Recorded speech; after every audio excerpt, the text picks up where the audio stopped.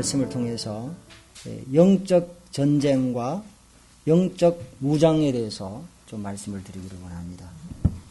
인류는 지난 약 5,500년 동안에 14,531번의 전쟁을 치렀다고 합니다. 이것은 매년마다 약 2.5의 전쟁을 치른 것과 같다고 합니다. 그 전쟁은 끝나지 않고 지금도 전쟁이 계속되고 있습니다. 그뿐만 아니라 다양한 전쟁이 벌어지고 있죠. 무역전쟁, 또 정보전쟁 등 많은 전쟁들이 벌어지고 있습니다. 우리나라도 수많은 전쟁을 겪었고 세계 유일의 분단 국가이며 또 유일하게 전쟁이 아직 끝나지 않는 나라가 우리나라입니다. 그런데 또 다른 전쟁이 있는데 그것은 바로 보이지 않는 그리스도인들이 겪는 사단과의 영적인 전쟁인 것을 성경은 말씀해 주고 계십니다. 사도 바울은 누구보다도 영적인 전쟁을 많이 치렀습니다. 사도행전을 읽어보면 바울이 복음을 전하는 곳곳마다 사단이 따라와서 방해를 하고 어려움을 줬습니다. 뿐만 아니라 이 로마 감옥에서 지금 에베소서를 쓰면서도 지금 사단의 강력한 도전을 받고 있는 것을 2장에서 말해주고 있죠. 공중의 권세 잡은 자가 참으로 사람들을 혼미시키는 역사를 얘기해주고 있고 4장에 보면 분을 내어도 죄를 짓지 말고 마귀로 틈을 타지 못하게 하라고 하신 말씀을 보면서 마귀가 바울에게 얼마나 역사했는가를 보게 되고 감옥 속에서도 분명히 사단의 그 역사를 그는 경험하고 있었습니다. 이 같은 사실들을 우리가 생각하면서 창세로부터 요한계시록까지 사단은 끊임없이 일을 하고 있습니다. 뿐만 아니라 이 사단은 우리를 무력화시키기 위해서 도전하고 있는 것을 보게 됩니다. 십자가에서 패했지만은 사단은 우리의 기쁨을 뺏어가고 무력감을 조장하고 또 기쁨을 빼앗아가고 여러 가지 일들을 통해서 성도들을 효과적인 삶을 살아가지 못하도록 방해하고 있는 것을 우리가 보게 되죠. 그러므로 성도들은 한간 놀이터에 있는 것이 아니라 치열한 영적인 전투장에 있다는 사실을 우리는 인식하면서 오늘 이 말씀을 통해서 우리가 어떻게 완전 무장을 갖춰야 될 것인가, 그것을 우리가 교훈받으면 참 좋겠습니다. 군인들은 전쟁에 나갈 때 총만 가지고 전쟁터에 나갈 수 없어요. 완전 군장을 해야 되는 것처럼 우리도 영적인 전투장에서 오늘 7가지를 얘기해주고 있는데 그것을 갖추어야 될 것을 말씀해 주고 계십니다. 우리가 오늘 이 말씀을 생각하면서 먼저 영적인 무장을 해야 될 이유를 10절과 11절에서 말씀해 주고 계시는데 다시 한번 읽어보겠습니다. 정말로 너희가 주 안에서와 그 힘의 능력으로 강건하여지고 마귀의 계계를 능히 대적하기 위하여 하나님의 전신갑주를 입으라. 우리가 완전 무장을 해야 될 이유는 무엇입니까?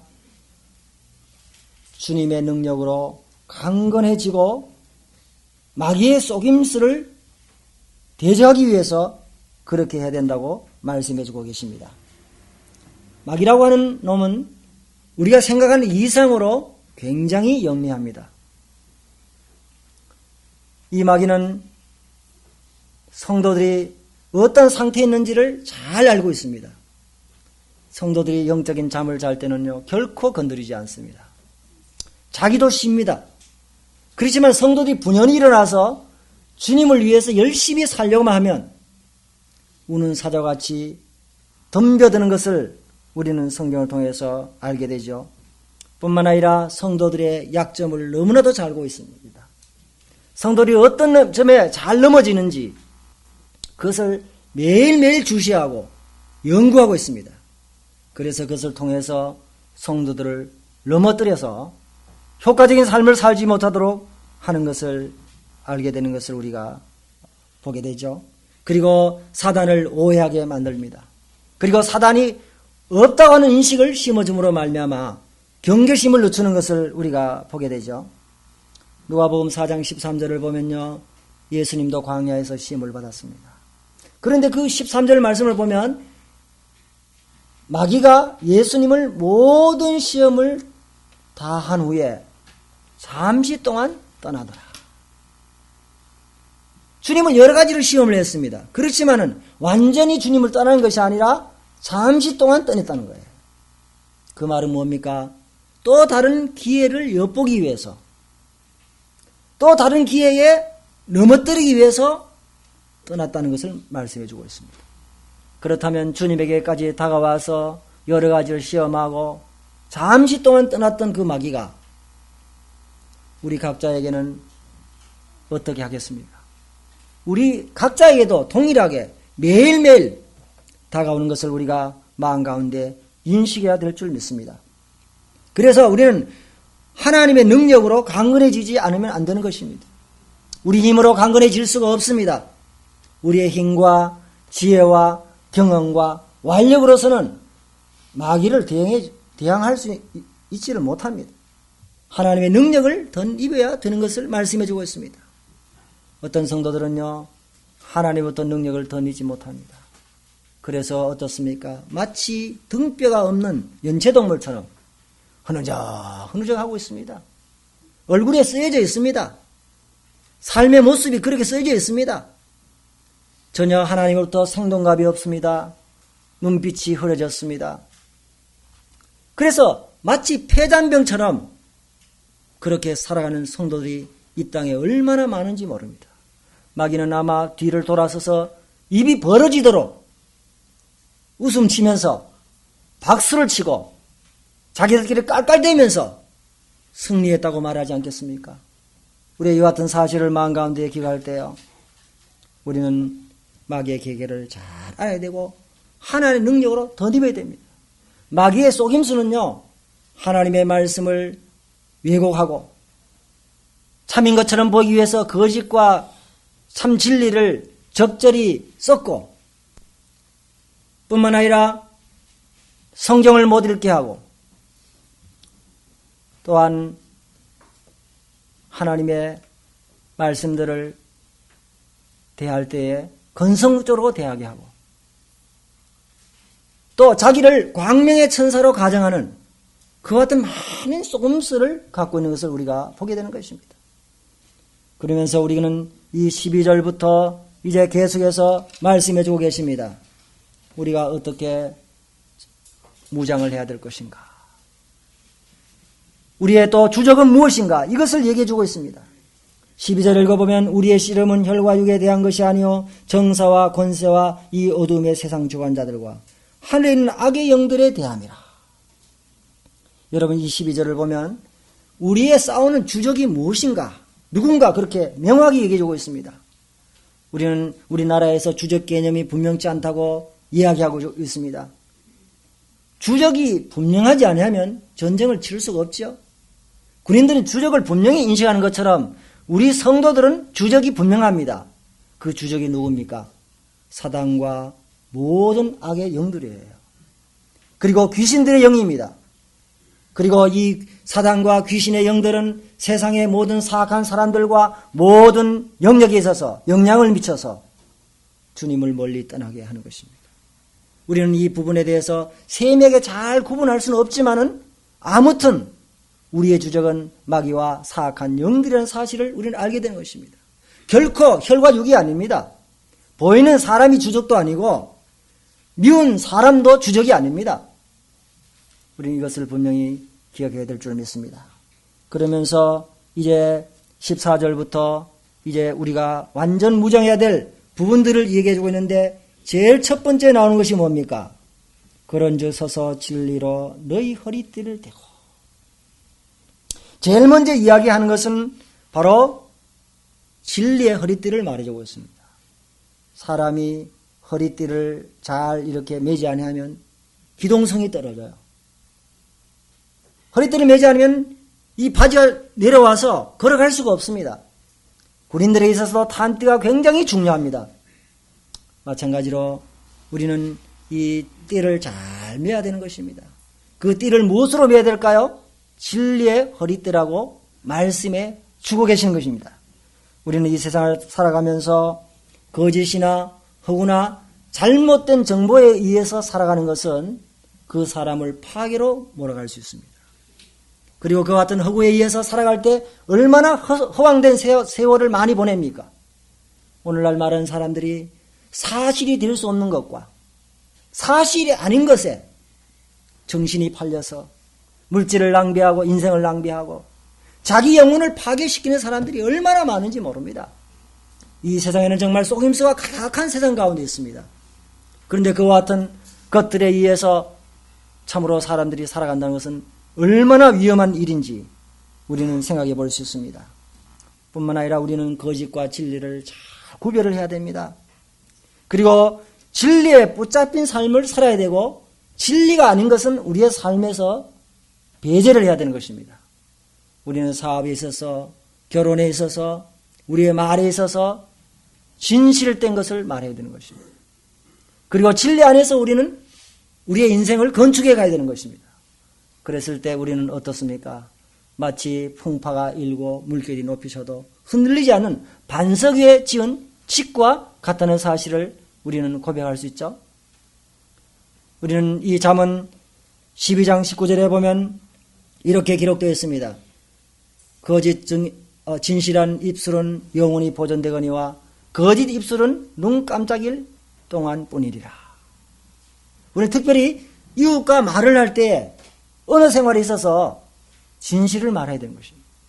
거짓을 말하면 그것은 순간적으로 속일 수 있어도 또 다른 거짓말을 내게 되고 굉장히 위험해지죠. 그러나 진실되게 말할 때 우리는 두려워할 필요가 없는 것입니다. 우리의 이와 같은 사실을 얘기하면서 이 에베소서에 여러 가지를 말씀해 주고 있습니다. 우리 4장에 한번 말씀을 볼까요? 에베소 4장 25절을 보면요.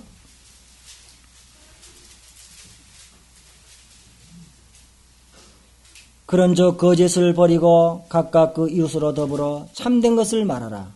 이는 우리가 서로 지체가 됩니다. 오늘 여기다 보면 거짓을 버리고 각각 그 이웃으로 더불어 참된 것을 말하라. 이렇게 말씀해 주고 있습니다. 우리는 모든 삶의 영역에서 진리의 토대 위에 우리의 인생을 건축해야 될 뿐만 아니라 이것은 진실성과 성실성과 충성된 마음을 얘기해 주고 있습니다. 이 중심에는 주님을 향한 충성과 헌신이 거기에 있는 것을 우리가 알게 되고요. 우리는 어떤 결정이나 선택을 할 때 항상 이렇게 질문해 봐야 됩니다. 내가 결정하고 선택한 이것이 하나님의 진리의 토대 위에서 하는 건가? 진리에 분명히 부합되는 건가? 그렇지 않는 것인가? 이것은 우리가 항상 점검해야 봐야 될 하나 중요한 원칙인 것을 말씀해 주고 계십니다. 그래서 말씀에 부합되는 삶을 살 뿐만 아니라 우리가 진실되게 하는 것이 바로 진리의 허리띠라고 말씀해 주고 있습니다. 그 다음에 두 번째 나오는 것이 뭡니까? 의의 흉배입니다. 여러분, 이 흉배는 대단히 중요합니다. 심장을 막는, 보호해주는 그와 같은 보호대죠. 오늘날로 말하면 이 총알이 이렇게 꿰뚫지 않도록 이렇게 껴입는 방탄복, 방탄조끼, 그렇게 말할 수가 있겠죠. 이것은 참 중요한 것입니다. 의라고 하는 것은 의로부터 주어진 것이 아닙니다. 의는 오직 하나님으로부터 말미암아 우리에게 주어지죠.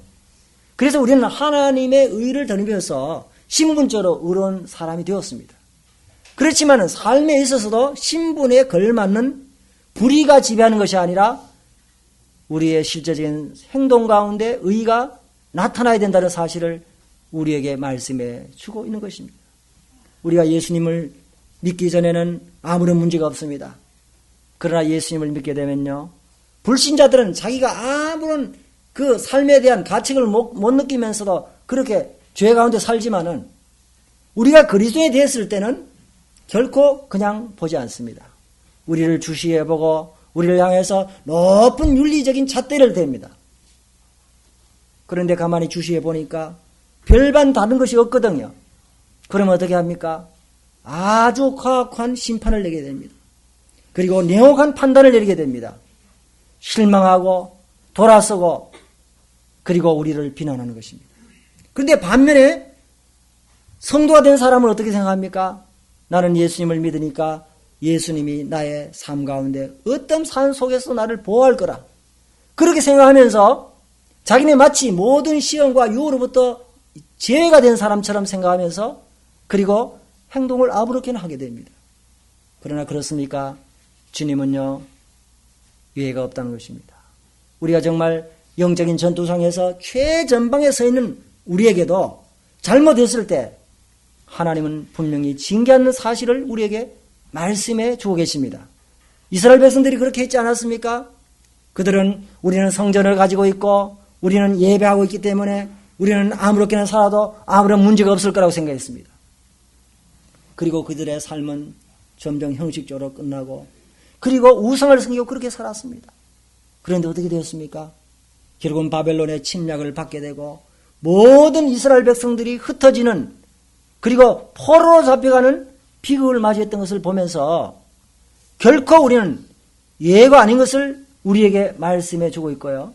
우리의 삶 속에서 의의 열매가 드러나지 아니하면 우리는 간증을 잃어버리는 그런 삶을 살 수밖에 없는 것을 우리에게 말씀해 주고 계십니다. 그러므로 우리가 의로운 삶을 살아갈 때 우리는 양심에 담대함을 주고 우리의 양심에 자유함을 얻게 되는 것입니다. 잠언 28장 1절에는 악인은 쫓아오는 자가 없어도 도망하나 의인은 사자같이 담대하니라고 말씀해 주고 있습니다. 그렇습니다.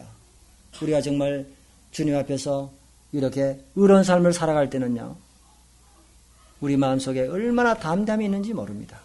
그래서 신분상으로만 의로운 것이 아니라 실제 삶에서 의의 열매가 성령으로 말미암아 나타나야 된다는 사실을 말씀해 주고 있고 이것이 바로 의의 이 흉배라고 말씀해 주고 있습니다. 그리고 세 번째 나오는 것이 뭡니까? 복음에 예배한 신입니다.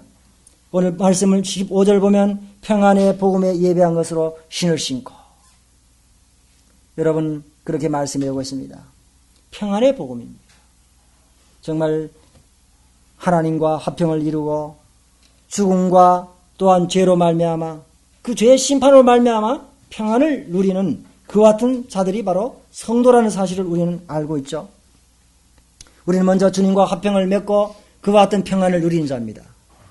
그런데 그 평안을 우리가 누릴 뿐만 아니라 이 사악한 세상 가운데서 두려움과 걱정 가운데서 죽음의 공포 가운데 사는 사람들에게 복음을 통해서 하나님과 화평을 맺게 하고 하나님과 올바른 관계를 맺도록 도와줘야 되는 것입니다.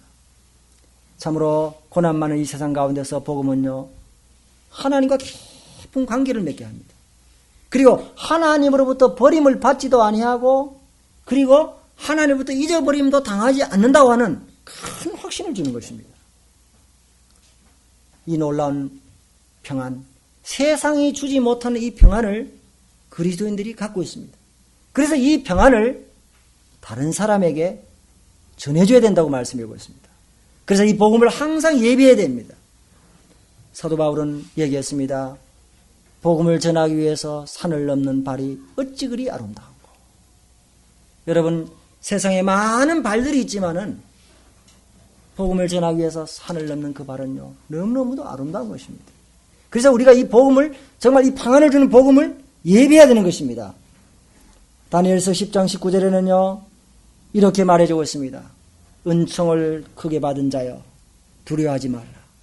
평안하라. 강건하라. 강건하라. 하나님의 복음을 받았을 때는요 죽음과 죄로부터 말미암아 오는 모든 공포가 사라지는 거예요. 세상이 줄 수 없는 깊은 평안을 경험하게 되는 것입니다. 은총을 크게 받을 때 우리는 평안하고 담대하고 강건할 수 있는 것입니다. 뿐만 아니라 이 성경 말씀을 통해서 얼마나 이 주님의 이 복음과 말씀을 통해서 평안을 누리는 사람들이 얼마나 많았습니까? 우리는 정말 이 복음을 전할 때 이와 같은 간증들을 듣게 됩니다. 우리가 친례식을 할 때마다 그 간증을 들어보면은 그분이 정말 주님을 믿고 난 다음에 얼마나 큰 평안을 누린지 알게 되죠. 한 분은 경북대 병원에 그 간경화로 이제 복수가 차서 세상을 떠나는 분이 계셨습니다. 가서 복음을 전하게 됐는데요. 이분은 ROTC 출신이었습니다. 그리고 은행원으로 근무하다가 이제 광주 사태 때 진압군으로 나갔다가 총을 맞았습니다. 다리가 한쪽 다리에 총알이 관통해서 제대로 걷지를 못했습니다. 그러나 그는 나중에 제대해서 공부를 열심히 하고 해서 공인중개사 자격을 땄습니다. 그래서 열심히 해서 집도 몇 채를 사고 자녀들 길렀습니다만 불행하게도 간경화로 이제는 더 이상 치료할 수 없는 상황가 되었습니다. 온 얼굴이 이제 색깔이 변해가고 눈에 이제 그 다른 이물질이 끼게 되고 이제 죽음의 그림자가 점점 드리워왔습니다. 배는 이렇게 불러서 움직일 수 없었어요.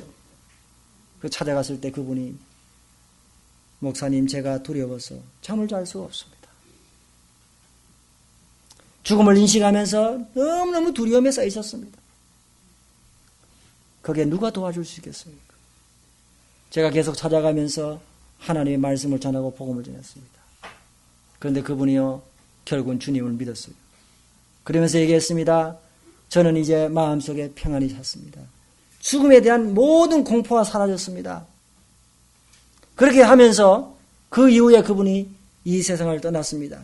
제가 장례식에 참석했습니다마는 여러분 우리의 마음속에 그 인생의 마지막 그 순간에서 이 죽음의 공포가 몰려올 때 그 누가 죽음의 공포를 제어할 수 있겠습니까? 드려진 그 구름과 같은 어두움을 누가 거둬갈 수 있겠습니까? 주님의 복음만이 그렇게 할 수 있는 것입니다. 그러므로 우리 구원받은 성도들은요, 그 복음을, 평안을 주는 이 복음을 전하기 위해서 예비한 신을 신어야 되는 것입니다. 이것이 바로 이 복음의 신발입니다. 그 다음에 나오는 것이 뭡니까? 믿음의 방패죠. 사단은 항상 하나님과 하나님 말씀에 불신의 화살을 쏘아야 됩니다. 오늘 여기에 보니까 늑기 악한 자의 모든 화전을 소멸하고 이제 화살에 불을 붙여 쏘는 것처럼 의심의 불 화살을 쏘아서 성도들을 넘어뜨리는 것입니다. 말씀을 의심하게 하고 교회를 의심하게 하고 성도를 의심하게 하고 남편을 의심하게 하고 아내를 의심하게 하고 마귀는 계속해서 의심을 불어넣는 것입니다. 여러분 말라기 보면요, 말라기 성도들은요 사단의 속임수에 넘어갔어요. 이 마귀가 말하는 이 불신의 화살을 맞았습니다. 그래서 이 말라기 성도들은 뭐라고 얘기했습니까? 말라기 3장 14절 이하에 보면요, 우리가 하나님을 섬기는 것이 헛되니 우리는 교만한 자가 복되다 하며 악을 행하는 자가 창성하며 하나님을 시험하는 자가 화를 면한다 한다 그랬습니다. 그래서 그들은 하나님을 섬기는 것이 헛되다고 하는 마귀의 거짓말을 들었어요. 불신의 말을 들었습니다. 그럼 어떻게 했습니까? 하나님의 예배를 들어 나올 때 항상 찌꺼기 가져왔습니다. 소와 양과 재물을 가져올 때 좋은 것은 다 취했습니다. 그리고 절고 병들고 뿔 빠지고 찌꺼기 같은 거 하나님께 가져왔죠. 그리고 하나님께 제사를 드려 나왔습니다. 하나님이 화가 나셨어요. 너희들이 총독이 한번 드려봐라. 총독이 받겠느냐? 헛된 재물을 다시 가져오게 하지 못하게 하기 위해서 이 성전문을 닫았으면 좋겠다. 그러면서 그들은요 그런 말을 들어도 코웃음 쳤어요. 우리가 하나님께 예배드린 것이 왜 이렇게 번거로운 거 귀찮게 생각하고 여러분 아주 어렵게 생각했습니다. 그리고 하나님께 마땅히 드릴 그 재물 중에서 제일 첫째 자리에 차질 11조를 떼먹었습니다. 400년 동안요 하나님이 한 번도 말씀하지 않았어요. 여러분 우리의 삶 속에서 마귀는 이와 같은 불화살을 쏘아야 됩니다. 하나님 성근이 헛되다고 하는 그와 같은 생각을 집어넣는 거예요. 그 생각을 받아들이면요 하나님을 제일 끝에 둡니다. 자기를 제일 앞에 둡니다.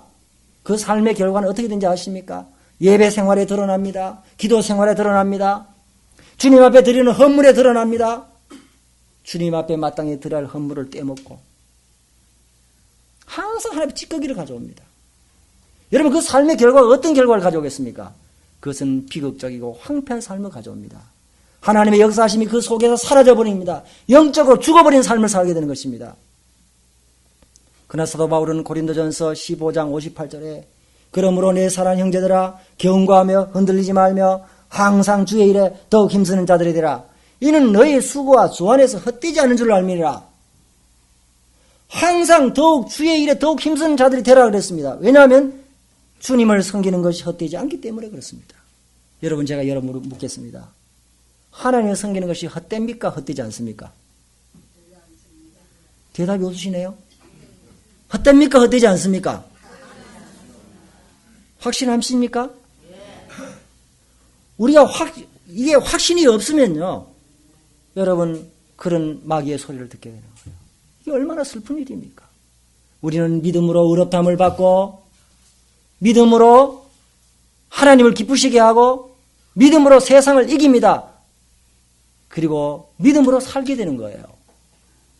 믿음은 모든 사람의 것이 아님이라고 얘기했습니다.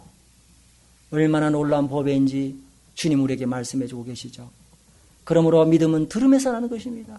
그래서 우리가 이 믿음을 살찌어야 되는 것입니다. 이 말씀 우리가 잘 들음으로 말미암아 이 믿음을 살찌었을 때 사단의 모든 불화살로부터 우리가 이길 수가 있는 것입니다. 뿐만 아니라 구원받은 믿음뿐만 아니라 우리의 삶 속에서 역경이 몰아칩니다. 삶의 출구가 보이지 않습니다. 기도의 응답이 보이지 않습니다. 그럴지라도 우리는 하나님을 지속적으로 신뢰해가면서 승리의 삶을 살 수 있다는 것을 말씀하고 있습니다. 다니엘의 세 친구들은 뭐라고 그랬습니까? 그리 아니하실지라도. 여러분, 그리 아니하실지라도 모든 것이 다 뒤틀어져 보이고 모든 것이 제대로 움직여지지 않고 자녀들이 속을 썩이고 기업이 파산하고 생활이 어려워도 우리는 주님을 따라가는 것입니다. 여러분 욥기 13장 15절에 욥은 뭐라 그랬습니까? 그가 나를 죽이실지라도 나는 주님을 의뢰하리니. 여러분 얼마나 놀라운 고백입니까? 하나님이 나를 죽이실지라도 나는 하나님을 의뢰하겠다는 거예요. 그 상황이 정말 비극적인 모습으로 나타난 그 욥의 삶 속에서도 욥은 하나님에 대한 신뢰를 잃지 않고 나갔던 믿음의 대장부였습니다. 하나님은 우리를 믿음의 대장부로 살아가기를 원하시는 것입니다. 그 다음에 구원의 투구를 얘기해주고 있습니다. 오늘 다섯 번째로 구원의 투구, 성령의 검 하나님의 말씀을 가지라. 구원의 투구는 뭡니까? 이 머리에 쓰는 거잖아요. 투구는요. 이 머리가 참 중요하잖아요. 이것은 소망을 말해주고 있어요. 주님 우리의 구원의 소망이 되신다는 사실을 말씀해주고 있습니다. 궁극적으로 하나님은 우리를 구원하십니다. 여러분 우리 스스로가 구원자가 될 수 없어요. 세상에 그 어떤 사람도 구원자가 될 수 없습니다. 우리의 질병으로부터, 우리의 슬픔으로부터, 우리의 연약함으로부터, 우리의 원수로부터, 절망으로부터 우리 힘으로 구원받을 수 없습니다. 그러나 주님은 우리를 구원하시는 분이시죠. 우리 구원자가 되십니다. 죄로 말미암아 죽음으로부터 구원할 뿐만 아니라 우리의 삶 속에서 늘 구원하시는 분이십니다. 시편 33편 16절 17절을 보면요. 많은 군대로 구원 얻은 왕이 없으며 용사가 힘이 커도 스스로 구원하지 못하느도다. 구원함의 말은 헛것이며 그렇게 말씀해주고 있습니다. 어떤 왕도 자기 힘으로 구원받을 수 없습니다. 그런데 우리의 삶 속에서 유일한 구원자 그리고 궁극적인 구원자는 바로 하나님 자신이십니다.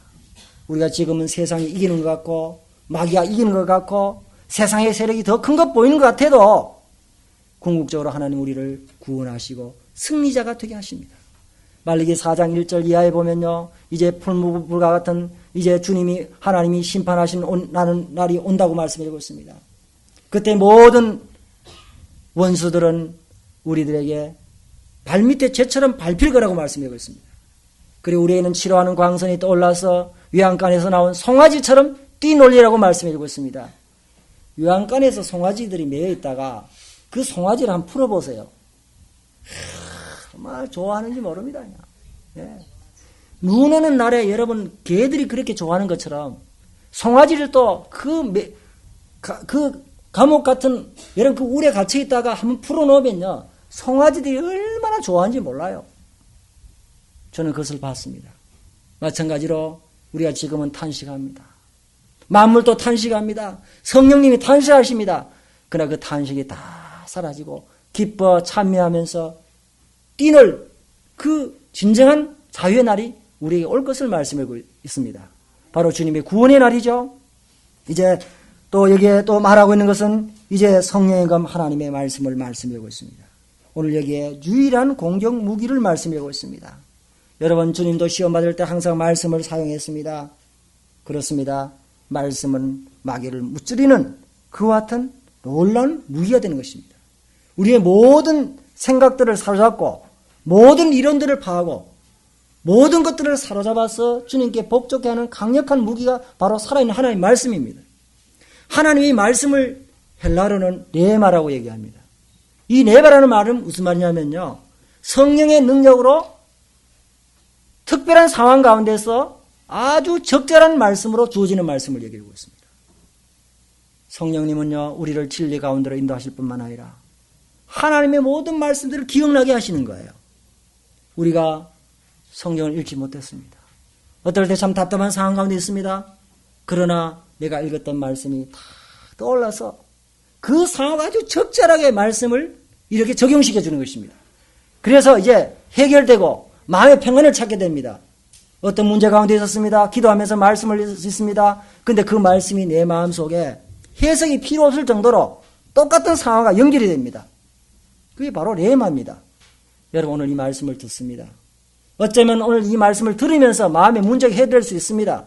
지금 아닐지라도 나중에 어떤 상황 가운데서 들렸던 말씀이 떠올라서 여러분의 생각과 마음을 바꾸고 여러분 마음속에 평안을 주는 그와 같은 해결의 말씀으로 역사할 수 있다는 사실입니다.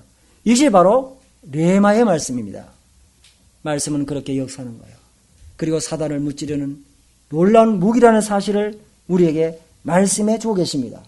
그러면서 마지막으로 18절과 19절에 기도를 말씀해 주고 있습니다.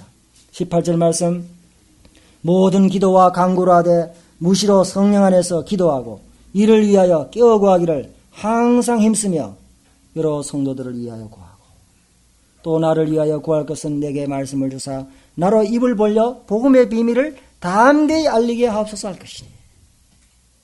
오늘 사도 바울은 로마 감옥에 있습니다. 에베소 성도들에게 부탁합니다. 형제님들 자매님들 나를 어떻게 하든지 감옥에서 끌어내게 탄원서를 써주세요. 그렇게 말하지 않습니다. 그리고 자기를 비하해서 말하지 않습니다. 나는 쇠사슬에 매인 사신이 되었다고 말해주고 있습니다. 그러면서 항상 깨어서 기도하라고, 무시로 성령에서 기도하라고, 그리고 나를 위해서 기도할 뿐만 아니라 모든 성도를 위해서 기도하라고 말씀드리고 있습니다. 오늘 여기에 보면요, 기도의 종류와 기도의 자세와 기도의 장소, 내용들이 여기에 기록되어 있습니다. 여러분, 기도는 참 놀라운 거예요. 기도는 우리의 손이 미치지 않는 곳에까지 하나님의 능력의 손이 머물게 하는 것입니다. 그리고 사람들이 우리를 반박하고 우리를 비난하고 우리를 대적합니다마는 우리의 기도에 대해서는 정말로 무능력합니다. 그렇기 때문에 우리는 조용히 기도할 때 승리할 수 있습니다. 뿐만 아니라 마귀는요, 기도하는 사람을 제일 무서워합니다. 그리고 싫어합니다. 그래서 어떨 때 가장 사단의 방해를 많이 받냐면요, 기도할 때입니다. 기도는 쉬운 일이 아니에요. 어렵습니다. 여러분 기도하려고 하면 눈 감아보세요. 온갖 잡생각이 떠오릅니다. 그래서 조용히 마음을 줄기 몰라 그러면요, 시간이 걸립니다. 그렇죠? 그리고 잡생각이 떠오르게 하고 이것저것 생각나게 하고 바쁘게 하고, 그래서 기도하지 못하도록 하게 되는 거예요. 그리고 사단은 기도할 때 자기가 얼마나 지명상을 잃는 것을 알게 됩니다. 그러므로 성도들이 기도하지 않을 때는요, 너무도 약해져 있는 상태입니다. 그것을 우리는 알아야 됩니다. 그런데 참 요사이 성도들요, 바쁘다는 핑계 대면서 기도하지 않고도 잘 살아가는 성도들 보면 참 신기합니다.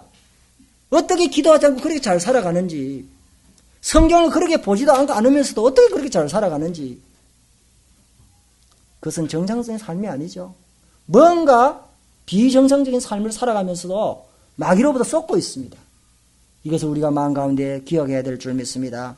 우리가 이 마음 가운데 기억하면서 우리의 말씀의 깊이와 거룩함과 의로움과 열매, 분별력 이런 것들이 다 기도로부터 나온다는 사실을 말씀하고 있습니다. 뿐만 아니라 사도 바울은 복음의 비밀을 담대히 알리게 해달라고 기도해 주고 있습니다.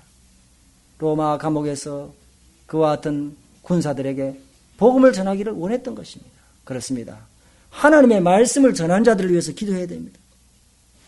교회에 말씀이 없다, 강단이 약하다, 불평불만은 잘하면서 말씀을 전하는 자들을 위해서 얼마나 기도합니까?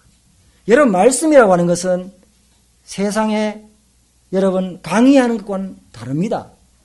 그리고 사람의 지혜와 지식으로 할 수 없어요. 하나님의 영감을 입어야 되고 성령님의 인도하심과 능력을 더비를 때 그 말씀을 제대로 전할 수가 있습니다. 어떤 형제들은 말씀을 전하기 강단에 올라옵니다. 올라오자마자 다 까먹어버립니다. 그리고 머리부터 발끝까지 온 진땀이 나서 그렇게 하는 걸 우리가 많이 보잖아요. 왜 그렇습니까? 자기 힘으로 할 수 없기 때문에 그렇습니다. 그리고 강단에서 말씀을 전하는 것은 하나님의 대변자로 서는 겁니다. 자기 말 하기 위해서 서는 건 아니잖아요. 그렇기 때문에 이 말이 증거될 때마다 역사가 일어나고 이 말을 통해서 사람을 죽이고 살릴 수 있는 그와 같은 하나님의 말씀이잖아요. 이 말씀을 우리가 전하기 위해서 얼마나 기도해야 될까요? 하나님께서 기회를 주셔야 되잖아요. 오늘 이와 같은 이제 영적인 전쟁과 영적인 이 무장을 우리가 생각했을 때 우리가 한 가지 기억해야 될 것은요. 결코 뒤에는 없다는 겁니다. 뒤를 돌아다보고 등을 보이면 사단의 공격을 받는다는 겁니다. 그래서 뒤에는 무장이 없어요. 왜냐하면 성도들은 뒤돌아서면 안 되기 때문에 그렇습니다. 주님 뜻대로 살기로 했네. 주님 뜻대로 살기로 했네. 뒤돌아서지 않아요. 이 세상 사람 날 몰라줘도 이 세상 사람 날 몰라줘도 뒤돌아서지 않겠네. 우리는 돌아갈 길이 없어요. 한번 구원받고 나면요. 뒤돌아갈 다리가 완전히 끊겨버렸습니다. 그렇기 때문에 어떻게 해야 될까요? 앞만 보고 나가야 되죠. 앞만 보고 나가기 때문에 결코 뒤돌아보면 안 됩니다. 그때는 사단의 불화살을 맞게 되고 공격을 받아서 넘어지게 되는 것입니다. 오늘 이 말씀을 마음 가운데 기억하면서 우리는 놀이터에 있는 것이 아니라 영적인 치열한 전투장의 최전방에 서 있는 우리 성도들이라는 사실을 기억하면서 완전 무장을 잘 갖추어서 날마다 승리하는 우리 대복문교회 성도님이 되시기를 바랍니다. 감사합니다. 기도하겠습니다.